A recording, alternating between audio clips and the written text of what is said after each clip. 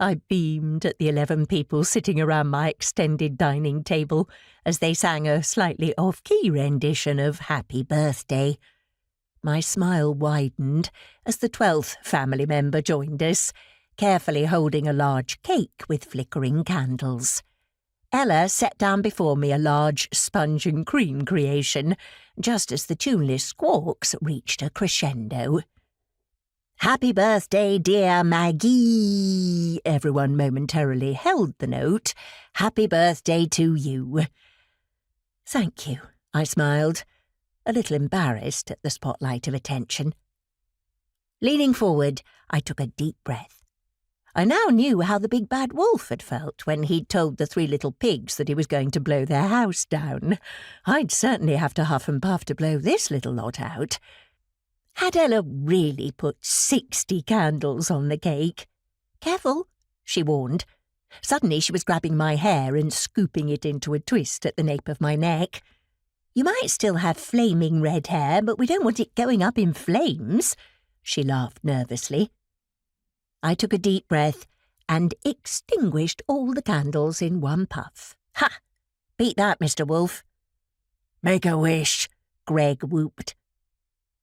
My blue eyes, now brimming, met my husband's dark ones.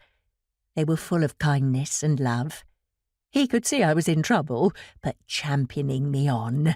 "Come on, Max. Don't bawl like a baby. Stiff upper lip, girl. You can cry on my shoulder later, when we're in bed. Snuggle up to me, and I'll make love to you. Because even though you're now 60 years old, you've still got it. Still make my heart sing." Oh, how I adored this man. We'd been through some tricky stuff in the last couple of years.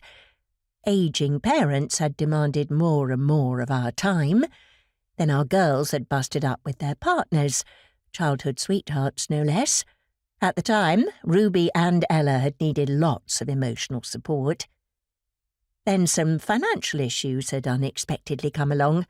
Greg's parents had got into difficulty when their pension no longer covered the basics. We'd leapt to assist. Then our eldest had found himself out of work. Tim had panicked. Wife Steph had a job, but didn't earn enough to cover everything. We'd leapt to assist again. Then, shockingly, my in-laws had died within weeks of each other. Pneumonia. I'd had no idea that funerals were so expensive. Our rainy day savings had taken a battering, so we'd forfeited our annual holiday. That hadn't bothered us. Did going away really matter, in the grand scheme of things? No, of course not. Greg and I considered ourselves blessed to be entering our autumn years with our health, and to still have one set of parents in this world. Mum and Dad were now creaking through their 90s. Meanwhile, Ella and Ruby, who had previously sworn off men forever, were in love again, and partnered up with Archie and Josh. Good. Greg and I wanted our kids to be happy, to know a love that stood the test of time, like ours.